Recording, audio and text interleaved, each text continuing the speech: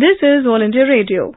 In the program Spotlight, now we bring you a discussion on government initiatives for tribal welfare and promotion of tribal culture. The participants are Prabir Krishna, former Managing Director, TriFed, and Rajesh Lake, AIR correspondent. The Indian Constitution has significant provision for the welfare of scheduled tribes. The central government and state governments have worked tirelessly to improve tribal welfare, and each 5-year plan has implemented special programs for their interest and development. Mr. Krishna, the education is the only method to make tribal people aware of their rights. What has the government done, especially through the Eklavya Model Residential School, for imparting education to the tribal people? As you rightly said, education is a basic necessity for providing the tools for further development of the tribal community. So through a network of Eklavya schools throughout the country, especially in areas where scheduled tribes reside, thousands and thousands of students are given the highest quality of education so that they can sort of set their targets high and aim to be extremely educated and well-versed with the technologies and tools that you need to develop in the present-day society. So the country's tribal situation paints, Mr. Krishna, a complex picture actually. Some locations have a significant tribal concentration while others have only a tiny percentage of the entire population. So there was, under the second 5-year plan, a significant milestone, and that was the creation of 43 special multi-purpose tribal blocks. Would you please elaborate on that? Every tribal, as you know, every tribal setup is different from the other. It could not be one scheme that would have fitted into the entire development scenario for the tribals. So they were mapped and identified, and specific requirements of each of these regions were fulfilled through specially designed programs. So that was the necessity for crafting out these 43 specially identified areas to meet the specific needs of each of these communities. And that is why the programs that were initiated to run development schemes then they matched the felt needs of the people and were commensurate with what was needed. And this is how this whole idea was developed. So as we said that they have a complex picture.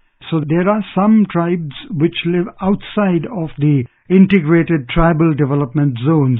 Yes. And therefore in the 6th plan, the modified area development approach came into being. So if you could elaborate on that as well. So the people who got out of these areas were beneficiaries of other programs that were available to others. But still, they needed a lot of support and a lot of hand-holding, and that is why there was the need for such a program. This again helped them to sort of further improve their economic prospects, their educational prospects, and eke out a better living for themselves, improve their livelihoods and quality of life. Perhaps that's why the TriFed, the Tribal Cooperative Marketing Development Federation, came into being in 1987. Am I right? Yes. The Tribal Marketing Federation came into being to take one aspect of tribal life, is marketing of their products. Tribals, almost 55 lakh tribals live in forest areas, families, and they are wonderful master craftsmen who produce wonderful articles of metal, wood, clothes, jewelry, almost 26,000. And there are about 100 items which grow in the forest producers, minor forest producers, which they bring out from the forest and then they market it to the rest of the country. While they were wonderful producers of things in their village hamlets, while they were extremely good gatherers of forest producers, they were very poor marketing people. So they got into the clutches of middlemen and they had to sell their products at very low prices. So TriFed was formed to provide marketing support to these wonderful craftsmen who knew very little of the modern day marketing strategies and how to value add, how to brand, how to market their products. So TriFed as an agency looks after the marketing needs of these wonderful producers and gatherers and converts them into entrepreneurs who don't only produce things but also market things. So TriFed was formed to provide this marketing support to the wonderful handloom and handicraft weavers and these producers of forest producers, and to get them to main markets, train them to do value addition branding, sort of treble or quadruple their income. And also helps them save from the exploitative interposers exploitative middlemen, predatory middlemen as we call them in private language, because middlemen are good for business where there's an even playing field. But they become predatory where the playing field is not even. And the Government of India and TriFed try to make this field even by being on the side of the tribals and then getting them to the large market and rid them of the clutches of these middlemen. So this is the big job that TriFed is doing, and is sort of taking tribal development to the next level. And also by your initiatives that you talked about TriFed is doing, they also bring the community into mainstream. Yes, inclusive. The inclusivity is another one. But certainly we just sort of give them this marketing support so that what they are producing is world class and they are not selling it at low prices because of their lack of access to market.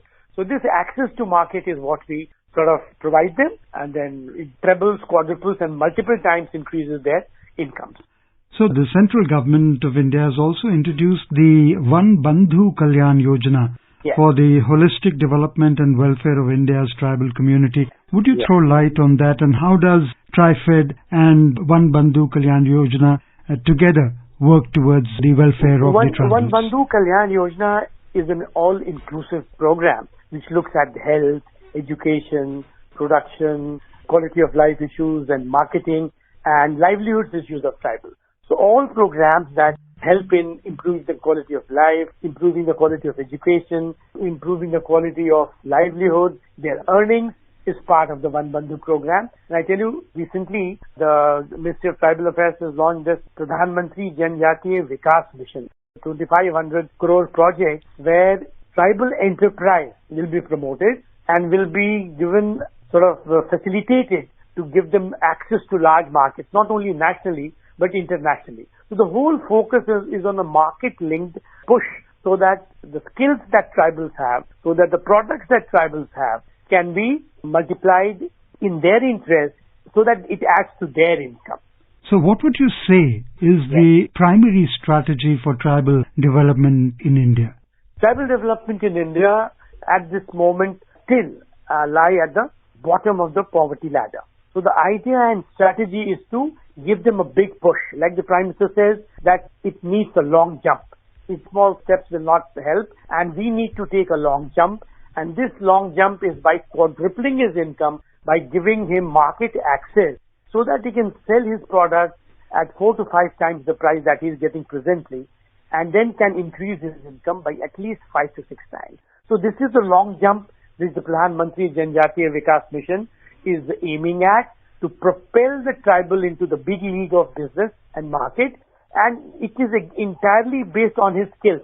We're not giving him into any alien activity which he does not know. These are skills which he's mastered over generations and generations of hard work. He's a wonderful producer of handlooms and handicrafts and forest producers, but the marketing aspect will treble, quadruple and multiple time increase his income. And this is the strategy of what you call a market-led push, which would increase the incomes of tribals multiple times. Okay. Are there any other steps that the government has taken to improve the facilities to the tribal communities? Yes, lots of infrastructure, lots of roads, culverts, school buildings, hospitals are being prioritized in tribal areas. But I think economic development, apart from infrastructure and welfare, provision of food grains and provision of health and other facilities, the basic thrust is on improving the economic part of the tribal ecosystem. We believe that if the tribal income rises, if he can increase his income, whatever is needed he can acquire, he can buy. So the whole thrust of the tribal development program is on increasing the incomes of tribals through very innovative means which include value addition, branding and packaging of a range of products that the tribals produce, and then linking them to the national and international market so that they can get the best prices and can add to his income. To showcase the tribal culture on the national stage, the Prime Minister today inaugurated the Adi Mahotsav, and he said that Adi Mahotsav presents a grand picture of India's tribal heritage during the Azadi Ka Amrit Mahotsav. The PM also said that the country is soaring to new heights because the government is prioritizing the development of the deprived. Now, that is a very big statement, and would you add to what the Prime Minister said? That's the Prime Minister eloquently has stated the entire crux of the Tribal Development Initiative. And like he said in a meeting earlier, that by value addition, branding and marketing, we'll add the missing link in the tribal ecosystem. Tribals have been wonderful producers since ages, but with the addition of the marketing aspect, with the addition of value addition, with the addition of branding and international marketing to his whole system, we will take him to the next stage, and the tribal will pole vault into the big league by the Pradhan Mantri Janjatiya Vikas Mission, which is really a method to triple his income. And the beauty of this program, let me tell you, is that it is based on exactly what the tribal is a master of doing at. You don't have to teach him how to produce a basket. You don't have to teach him how to produce a jewelry. You don't have to teach him how to produce dokra. You don't have to produce him how to produce a sari. He's been producing it, but the fact is that he was not getting proper prices. And now that this component has been added, these wonderful master craftsmen will get their fair share in the value chain and will be completely, this will be what you call a game changer. This is the game changer that has been introduced to improve the quality of life and move them up into the highest categories of income that such producers should normally be in. I'm going to quote Prime Minister Modi again, Mr. Krishna, and he drew an analogy to the colors of a rainbow coming together and said that the nation's magnificence comes to the fore when its infinite diversities are threaded into the string of Ek Bharat, Shresht Bharat, and that is when India provides guidance, in fact, to the entire world. And he beautifully emphasized that the Adi Mahotsav is giving strength to the unity and diversity of India while giving impetus to the idea of development with heritage. So, very well said by the PM. Yes, it wonderfully encapsulates the entire strategy of this Adi Mahotsav that is being organized. Wonderfully that encapsulates the entire ethos and the philosophy of the whole thought, the craft, the culture, the cuisine and the commerce aspect of tribal life, which needs to be emphasized. And if we can continue doing this for some time, there is no reason why the tribals should be among the topmost producers and marketing professionals the country can ever hope to have. Just quickly, your views on what the PM said about India conveys solutions to problems like global warming and climate change in its tribal way of life.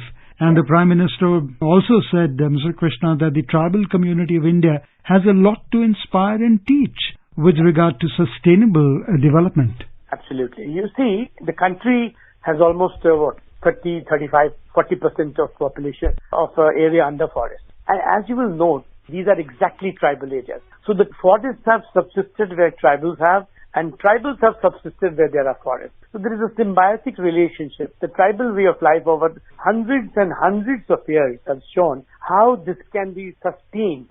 Tribals have shown the world, they have shown the country and the rest of us how sustainable can environment be as well as. So the whole tribal system is based on forests, and forests have survived only where there are tribals. So this way of life that tribals have lived over thousands of years is something that the rest of the world can learn and to preserve and protect the environment. This is a lesson, abject lesson in a way to protect and project the environment as a sustainable and economically viable development model. Mr. Krishna, it was a pleasure talking to you. Thank you for being with All India Radio. Thank you very much. You were listening to a discussion on government initiatives for tribal welfare and promotion of tribal culture. The participants were Praveer Krishna, former Managing Director, TriFed, and Rajesh Lake, AIR correspondent. This program was produced and presented by the News Services Division of All India Radio. You can listen to it on our mobile app, News on AIR. This program is also available on our YouTube channel, News on AIR Official. You may email your opinion about this program at airnsdtalks@gmail.com.